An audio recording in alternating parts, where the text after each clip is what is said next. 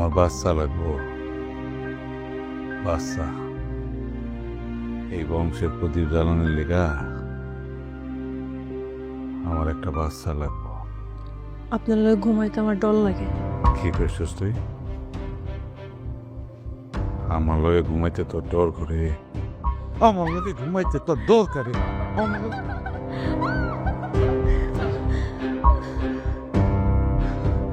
আপনার আমার বিয়ে হয়েছে মাত্র 2 দিন হয়েছে, এর মধ্যে আপনি আমার গায়ে হাত তুলতে পারছেন?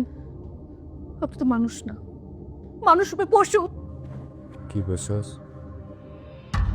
আমার মুখে মুখে তর্ক করস? চিনস আমারে? আর একদিন যদি মুখে মুখে তর্ক করছস, চিপ্পা টান দিয়া সিরাপ দাও।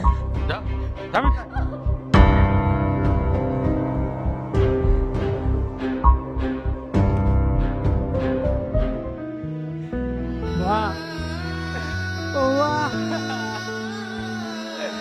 আমার এখানে কই গেল তোমরা মা?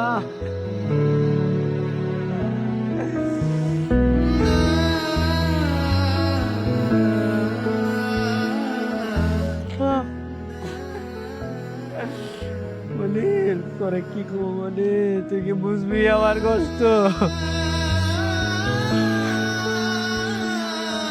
খাওয়া পেরে আনাইছি, অনেক কষ্টে বড় হয়েছি রে মনির। কাজলে আমি কত বিশ্বাস করছি, এই কাজলে মালিক করবি এখন।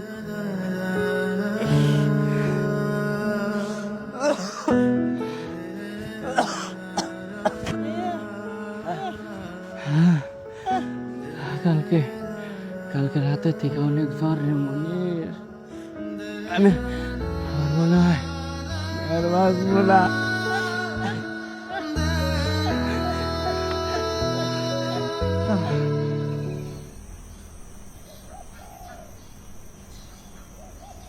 কাজল, বাবলুরে দেখতেছি না, সকাল থেকে কি কাম কাজ কিছু শুরু করে নাই?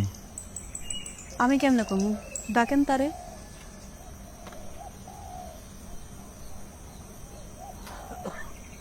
বাবলু, বাবলু,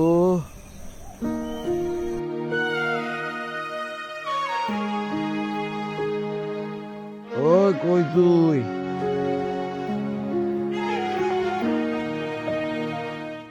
জি দাদা ভাই। কিরে, এত বেলা হয়ে গেল, কাম কাজ কিছু শুরু করস নাই? দাদা ভাই, আমার কয়টা দিনের লেগে ছুটি দেন, আমার মনটা না একদম ভালো নেই। তুই ছুটি লয়ে কি করবি? বাড়ি ঘর কিছু আছে? এই তো ছুটি লয়ে এই বাড়িতেই বলে থাকি। আমার শরীরটা একদমই ভালো নাই, আর কাজ আমার একদম মন বইতেছে না। আমি পরে করবো না। পরে করিস, অসুবিধা নাই, কিন্তু মন খারাপ থাকলে শরীর আরো বেশি খারাপ থাকবে। এক কাম কর, কোদালটা নে, এই উত্তরের জমিতে একটা জায়গায় আইলে দিন দেখছি একটু ভাঙা, ওইটারে একটু ঠিক করে দেখা।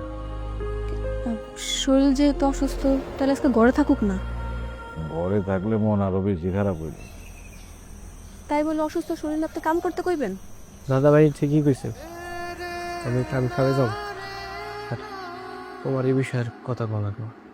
বাবলু, একটা কথা আজকে কইতাছি, আর কোনোদিন কমো না। কাজল আমার বউ, আজকের পর থেকে পরে আর কোনোদিন তুমি করে কবি না। জি দাদা ভাই। যা।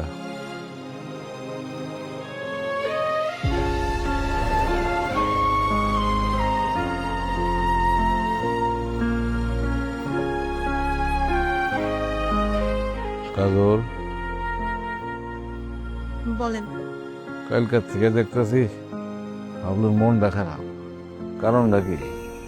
আমি কেমনে জানবো? ও, তাও তো ঠিক।